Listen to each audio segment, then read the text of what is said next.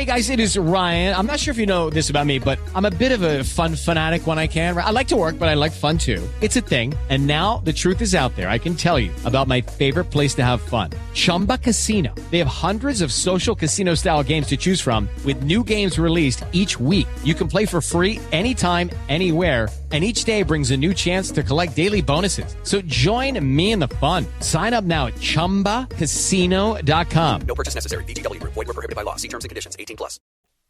I blame Matt, my friend Matt. He texted me during commercial. Well, okay, no, in fairness, it looks like he texted me 30 minutes ago. And I just found it. There's a new Top Gun trailer out. I am distracted. Okay, here's the most remarkable thing about the new Top Gun trailer. Wait, Philip might be listening. There was this movie, Before You Were Born, starred a guy named Tom Cruise, who's this crazy Scientologist guy. And it was about an F-14 Tomcat pilot who he had to fight the bad guys. They were Russians. And it was an awesome movie. One of the greatest movies of the 80s, Top Gun. And now he's back. They're making a sequel because Hollywood is out of ideas. Hollywood is completely out of ideas.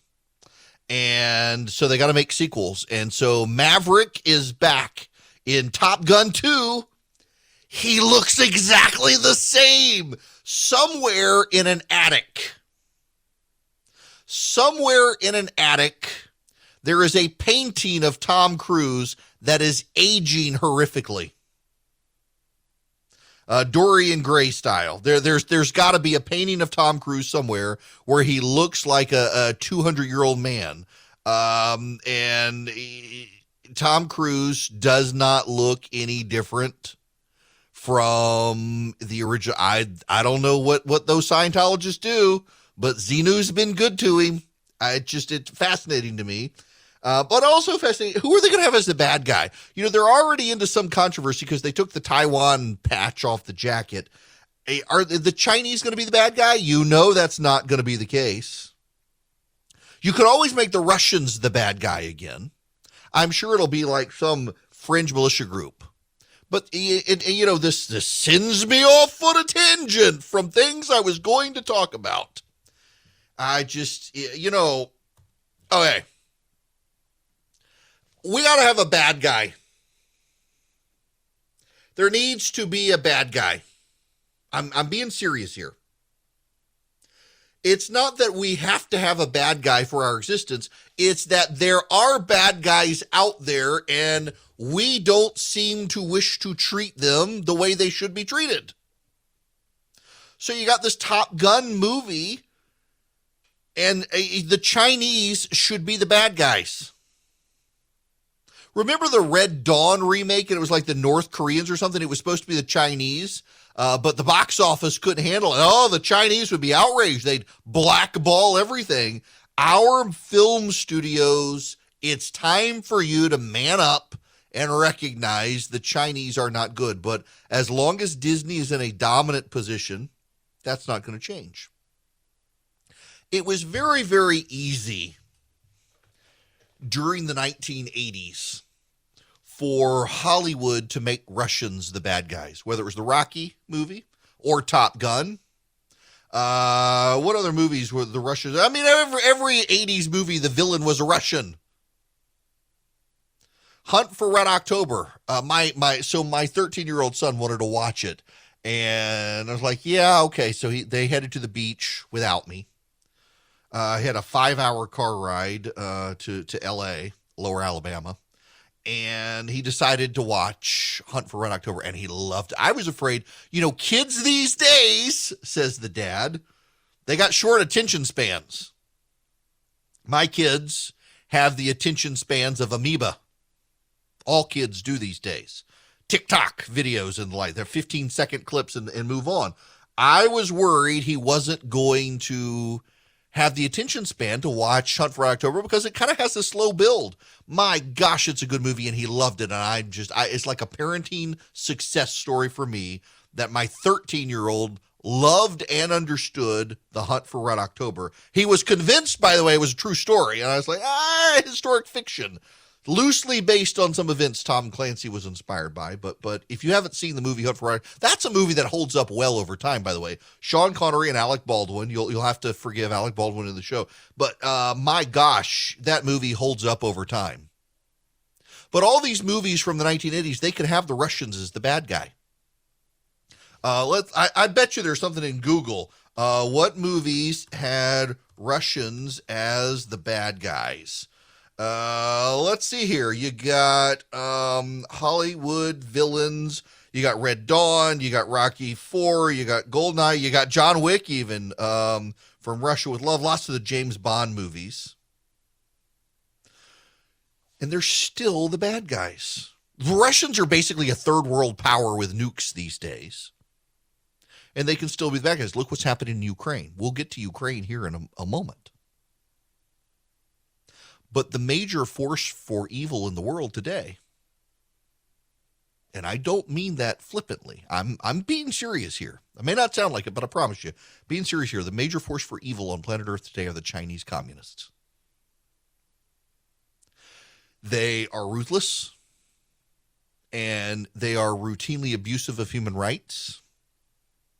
They have spies everywhere, and we don't take them seriously. Hollywood does not take the Chinese seriously as a mortal threat. If anything, one of the realities of the 21st century in the West is that for a lot of rich people these days, borders don't matter. You and I, we are Americans, and proudly so. You may be from Georgia or Texas or Oklahoma or Ohio or Florida or North Carolina or Oregon or Arizona or California, wherever. And a lot of us have state pride. I am a native of Louisiana. I love my home state. To me, it's the most beautiful place on the earth. Although I have discovered the North Georgia mountains, the Clayton area and the Clarksville area. That's some pretty country. But plantations of South Louisiana, the live oaks and the moss, the old 200-year-old houses. I grew up in a town where the house across the street from me was built in 1832. And it's a gorgeous small town America, rural Louisiana. And when I go home, mentally I can feel it. There's something, the creeks, the water just bubbling out of the ground. I have a particular affinity and kinship with home, though I haven't lived there in so long. I can still ride the back roads.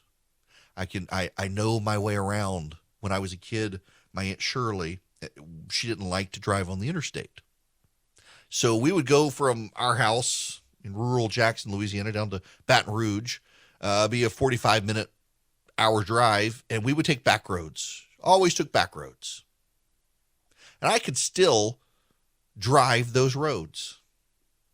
Then I moved to Georgia, went to Georgia to Mercer and stayed, and I love my adopted home state of Georgia. And I go to places, some of the most, North Georgia is gorgeous. Whether you're in Rome, all the way across North Georgia, the mountains and the lakes are beautiful. But each of us has a kinship to a state, typically. And even if we move away, like Charlie, who runs operations around here, he is from Montana.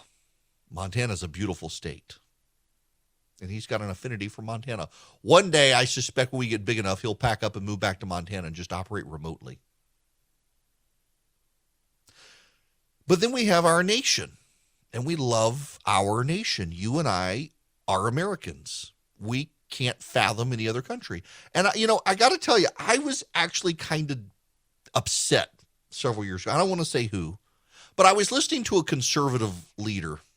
And it was someone who leads in the conservative movement, someone who's very prominent, notable, not an elected person, but an opinion maker of the right who was very flippant about saying America's the best country on earth. Yeah, everybody says that their country's the best.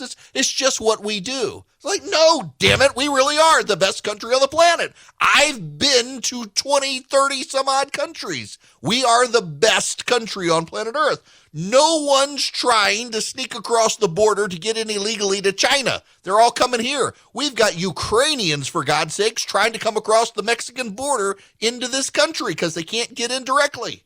We're the best country on planet Earth.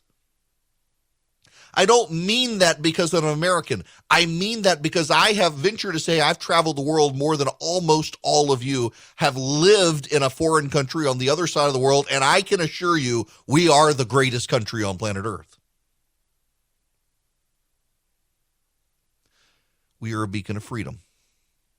The problem is the rich don't view it that way. They can hop on their private jet. One day I want to be able to do that. Hello, priority jet. I want to be able to hop a private jet, but I was not going to be anything other than an American. But a lot of rich people, they just view us as just, land option. Got a nice house here, but I've also got a nice little chalet in Switzerland. And they don't view the dynamics of power and nationhood the way you and I do. And so when you get into that mindset, it's hard to have a national villain. I mean, North Korea, you can stereotype them, but really the villain is China. China runs concentration camps. The Chinese kill the dissidents. But Hollywood believes they're greater than America. And they make money out of China. So they can't do that. And I think they should. In the same way that the Russians were the bad guys of the 1980s, I think Hollywood has a national obligation as part of American civilization from which they make their profit and from which their actors and actresses come and the land on which they use to stand up for the United States. We may not all agree on the same shared values, but we should agree on the United States. And the problem is we don't. And that's a damning indictment on them and on the rich in this country who just don't view the United States as exceptional, as set apart with a mission on this planet beyond what other countries do. We are not and have never been a country of blood and soil.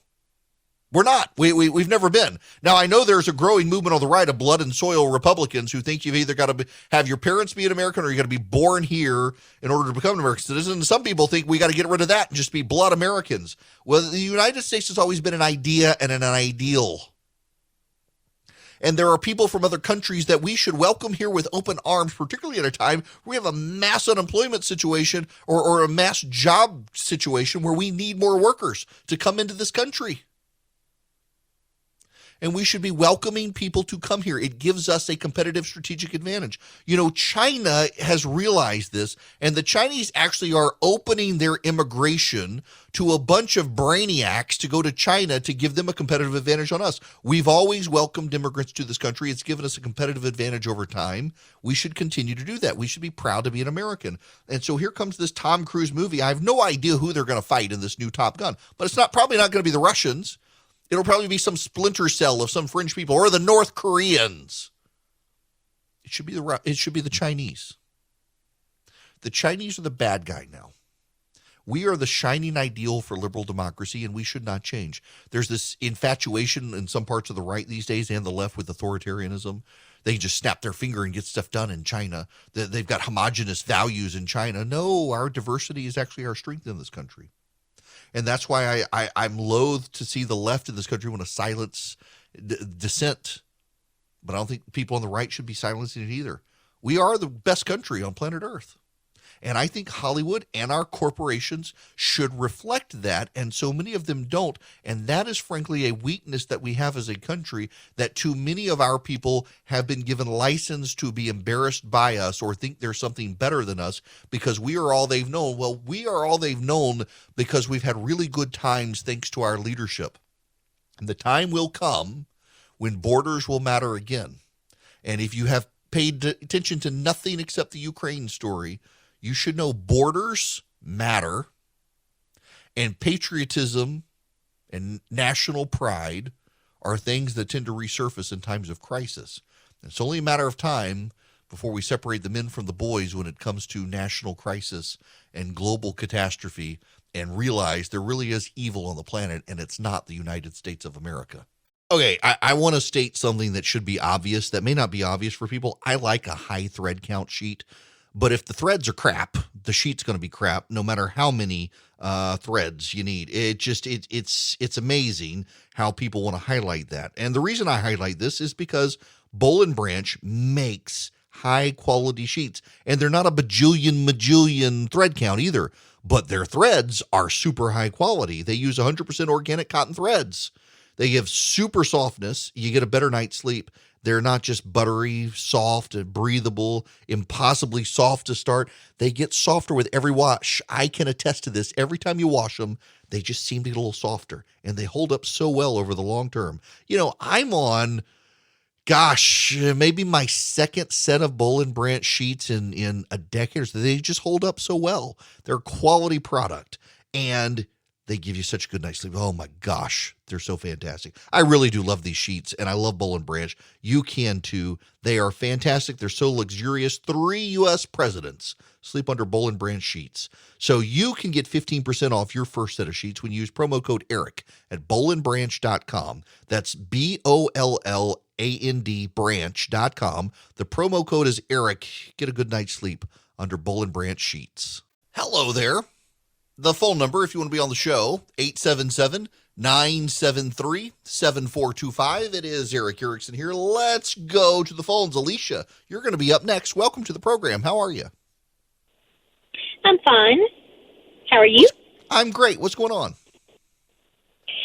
I was listening to you, and you were talking about how we had the Russians as so many bad guys in movies and that kind of thing. And then you went into how American pride gets, raised when things get bad and we have to, buckle down. And I am rereading the series Left Behind, and Russia is demolished by Israel in the first chapter, and the Antichrist comes out of Romania.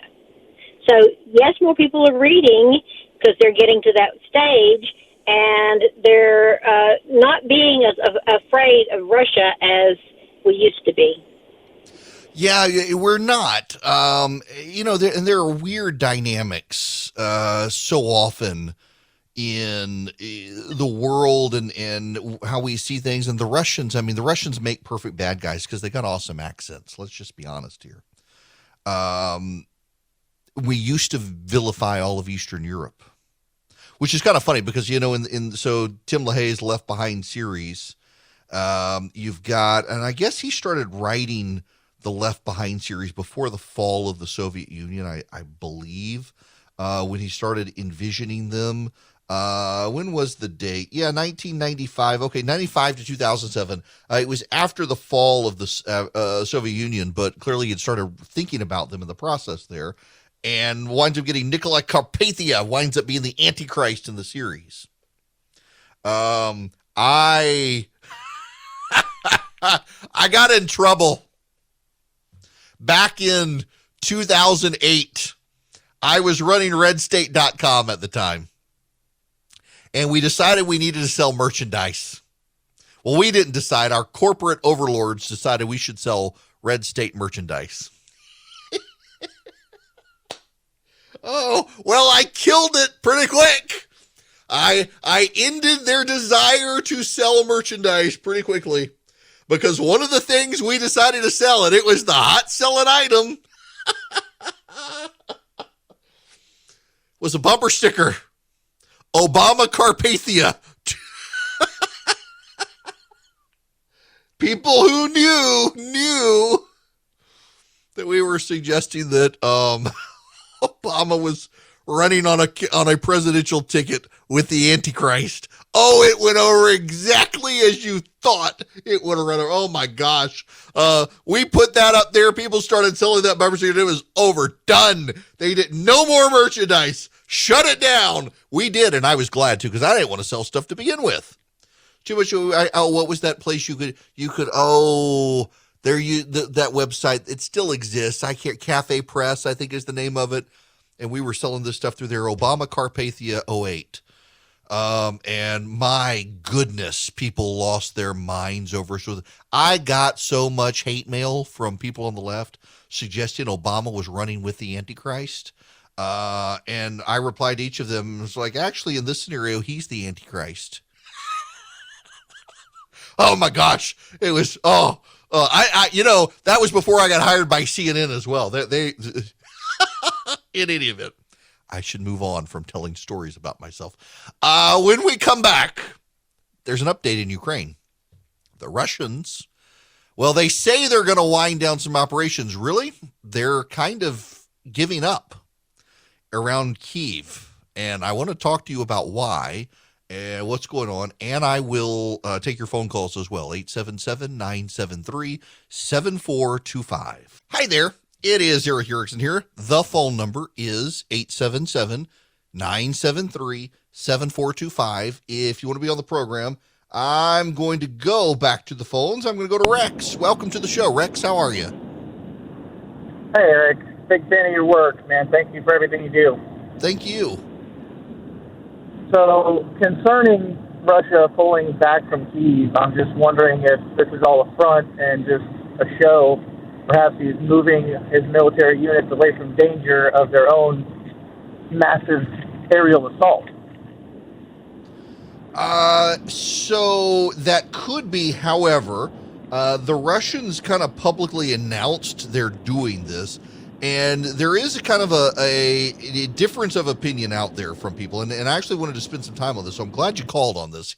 If y'all haven't heard, the Russians are saying they're going to wind down operations around Kyiv as a show of goodwill in peace talks.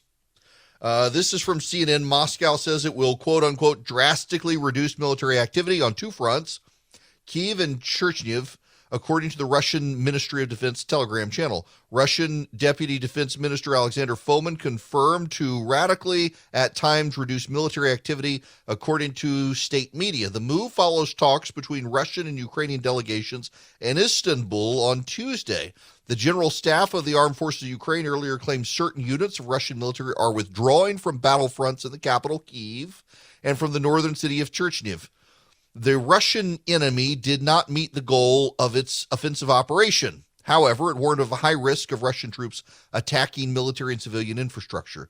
The Russian military claimed to struggling to reinforce and rotate in new soldiers. Now, Michael Brandon Daugherty, he writes at National Review. He is an isolationist, admittedly so, and thought he's not pro-Russian. He has been blatantly mischaracterized as pro-Russian. He's not.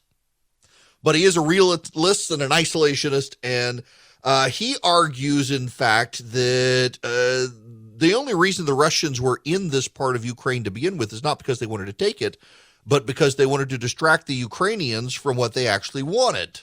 The Russians said in the beginning, and for a very long time, that they wanted Eastern Ukraine. They wanted Eastern Ukraine. And they wanted Crimea. They wanted a land bridge there.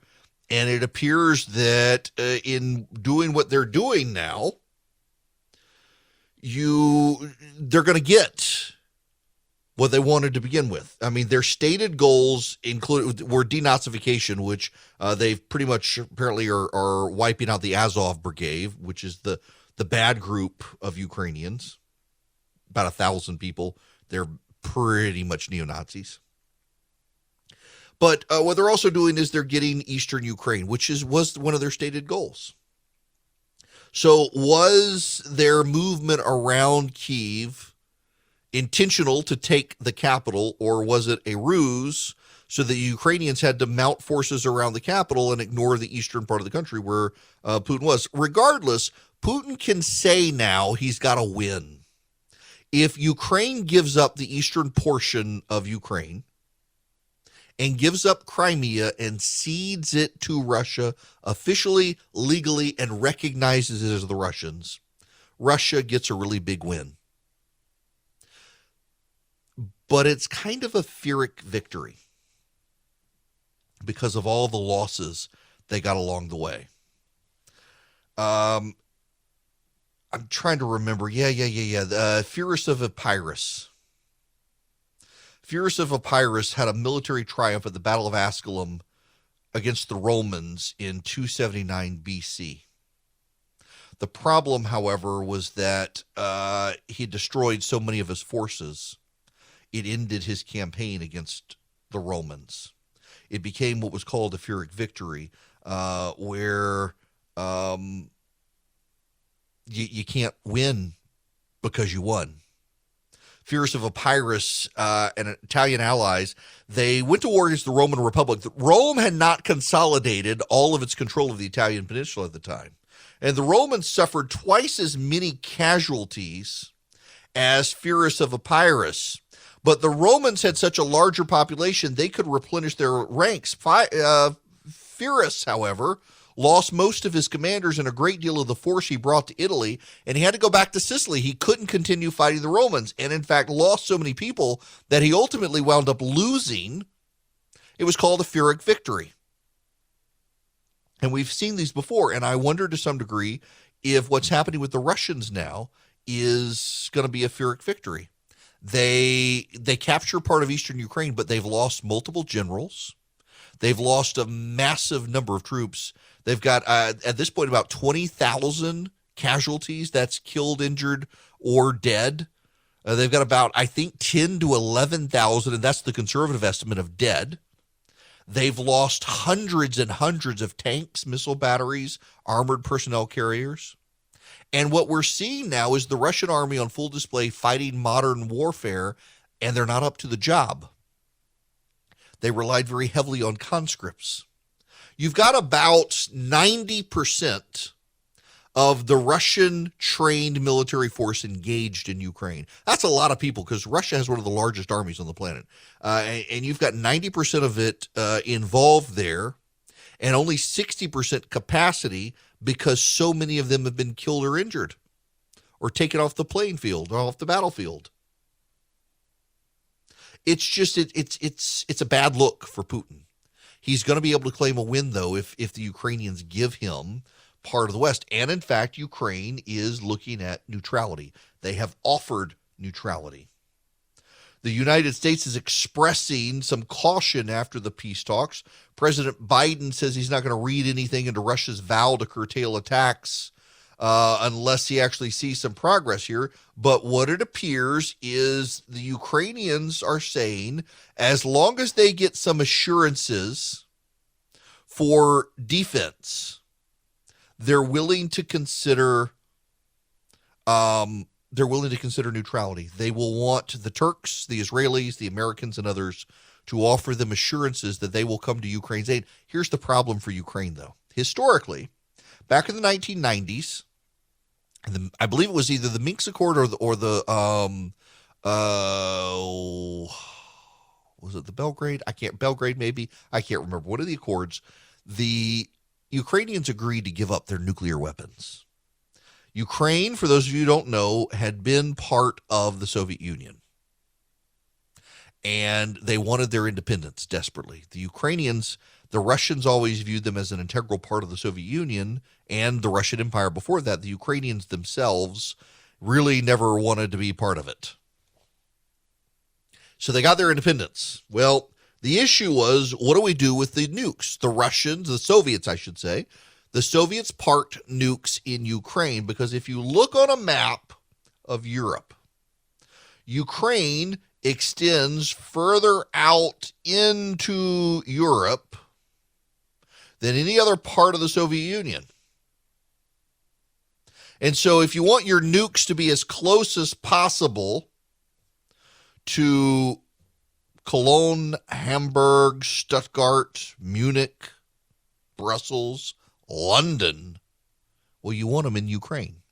Now, they had the Eastern Bloc countries. They had East Germany. They had Poland. They had Czechoslovakia. They had Hungary. They had Yugoslavia. All of those areas touched. I mean, Yugoslavia touched Italy and Greece, Romania and Bulgaria. They went down into Greece. Or Bulgaria, not Romania. So they could move, but if you wanted just the Soviet Union, you wanted the nukes in Soviet territory. You didn't want the nukes in East European territory because those East European communists sometimes wanted to strut their stuff and weren't necessarily beholden all the time to the Soviets.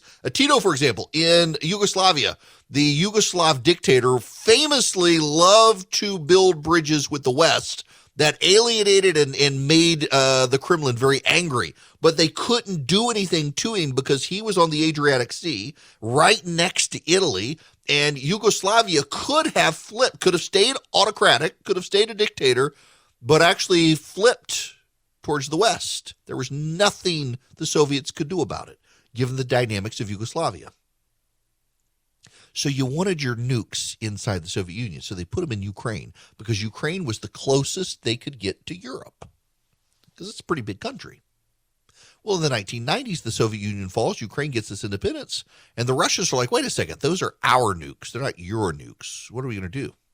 And the Ukrainians said, all right, here's the deal. We don't want them. We'll give them back to you. In exchange, you've got to guarantee our territorial integrity, and you've got to guarantee our peace, and we will allow you to keep a port with warships at Sevastopol on the Black Sea. Your Russian Black Sea fleet can stay there. The Russians said okay. So the Ukrainians gave up their nukes, and Vladimir Putin invaded because they didn't have nukes to defend themselves anymore. And the Russians already had a Black Sea fleet in Crimea. So it was a bad deal for Ukraine. So now the Ukrainians are like, all right, we'll be neutral, and we won't allow military bases of any other country, but somebody's got to guarantee our security now. This is a problem. You know, we can say tomorrow, the United States of America tomorrow can say, hey, you know what, Ukraine, we're going to guarantee your territorial integrity and your security. And will we? Will we do that? Will we keep our word? I don't know that we will. How many of you want to send your sons and daughters to Ukraine to fight on Ukraine's behalf? Now, who would invade, other than the Russians, who really would invade Ukraine? That's part of the issue here. Moldova is not going to invade them. Belarus isn't going to invade them unless Moscow gives their say. And Ukraine's larger and has a bigger army than Belarus. So, I mean, really, you know what the sensible alternative issue here for Ukraine is? Give every citizen a weapon and teach them how to use it. Make every member of Ukraine a member of the military. Do like Switzerland does. You know, Volodymyr Zelensky was asked this issue after 2014. And he said he disagreed with having a Second Amendment concept in Ukraine. I wonder if this war changes things and you can have a well-armed citizenry, well-trained and well-armed citizenry in Ukraine after this. Maybe, possibly, wouldn't be a bad idea. All right, we got to move on. Before we do, I need to tell you about the Eden Pure Thunderstorm. You can get 3 of them. It's an air purifier, and it's filterless. You don't have to get new filters all the time. You just wipe it out on occasion. You get the Eden Pure Thunderstorm. You get a 3-pack, so you get 3 of them, and you save $200. Not only do you save $200, you get all 3 of them for less than $200. The way you do this is you go to the website, Eden, like the Garden of Eden, puredeals.com, edenpuredeals.com. You will see on the front page of the website a discount code box, and you put in ERIC3, ERICK3, and you will save $200. You will get 3 of them for less than $200, and you'll get free shipping. EdenPureDeals.com. It's a great product. It eliminates odors, y'all. It doesn't mask them. It's not like the diffuser in the essential oil. This one wipes out the odors. It also cleans the air, the mildew, the mold, the bacteria, the pollen. I take one with me when I travel because they're small. They're bigger than my hand, but I can hold one in my hand. Plugs directly into the wall. My hotel room or rental car stinks. The Eden Pure takes care of it. EdenPureDeals.com. The discount code is ERIC3. Hello there.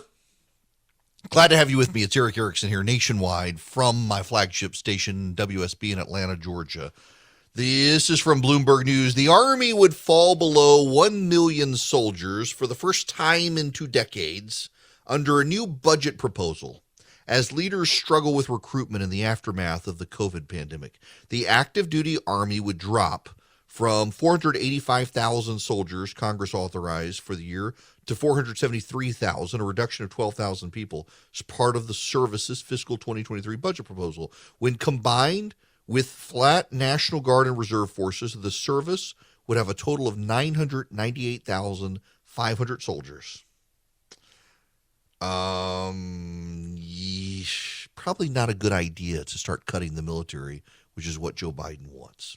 I know a lot of people are making cutbacks these days, and oftentimes because of the financial situation out there, banks are telling businesses, even though the businesses see real opportunity for growth, the banks don't see it because they're so bureaucratic.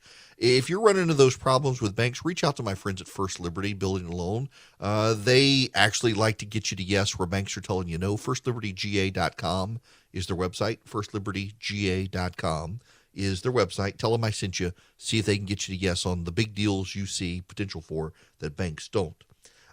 First Liberty, maybe we need to put them in charge of the federal budget. The Biden administration, started to say Obama administration. The Biden administration wants about $5.75 trillion for the national government. They claim it'll bring down the deficit. It won't. And they're not going to get it passed because Congress doesn't pass budgets anymore. Congress just continues to renew old appropriations, and I don't see that they're going to do it again this year. But in this proposal to cut down the Army, I just don't know that this is wise. This again from Bloomberg. The Army, the largest U.S. military service, is transitioning from 2 decades of counterterrorism missions in Afghanistan and the Middle East and is seeking to fortify itself against challenges posed by China and Russia. This is a proactive decision driven by a focus on recruiting high-quality soldiers without lowering standards and not by the need to free up money in the budget. I kind of think we need to keep our military as big as possible, please. I think so. So one of the big issues here is that during the Obama administration, we made a concerted effort as a military to realign away from a two-front war. And that's caused us problems because we could win one side, but we couldn't win two sides at one time. And so Russia and China can probe us from either side around the world, knowing that one side of them is going to beat us. And if they're resource intensive, they may be able to overcome that military advantage. And we've got to rethink how we do warfare in this country. We've got to rethink how we handle our military because we've got more threats now than we did. We're headed into a multi-nation power play. So we used to have, well, there would be just the hegemon, the United States. Then, during the Cold War, there were two rival powers. You had the U.S. and the Soviet Union, and the entire world lined up behind one or the other. And when you get into this multilateral situation where you have multiple nations that are competitive threats against each other, that's actually the most destabilizing times in world history. When you see major rival power centers, that's when you tend to see the world at war. And we're headed into this where you do have a Russia that is emboldened. It's got allies like Iran. You've got China out there. You've got the United States and Western Europe as well.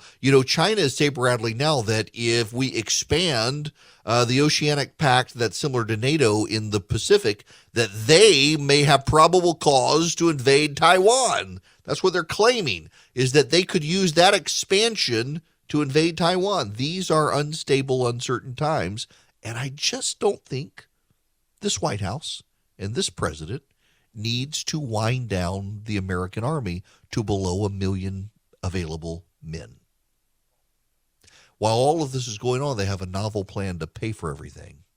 They want to raise taxes on billionaires. Now, you may say, it's billionaires, who cares? The problem here is that they want to raise taxes by taxing unrealized gains. I don't even think it's constitutional. Essentially what they're saying is because the stock market today says you're worth $20 billion, we should be able to tax that. If the stock market falls tomorrow and now you're only worth $10 billion, well, we'll tax the $10 billion. But what if you've already taxed the $20 billion? How do you get a refund? You don't under their plan. It's imaginary money that the Democrats are trying to tax. I don't think taxing unrealized gains is constitutional because you're not actually taxing someone's money. You're taxing a valuation in the stock market. But this is how the Democrats want to fund all of this, by cutting the military and taxing imaginary money. It's 2022. Things are still crazy.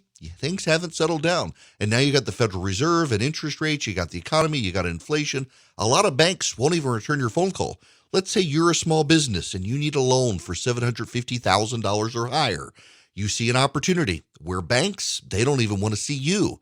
You want to buy a building, you want to build a building, reach out to the Frost family at First Liberty Building and Loan.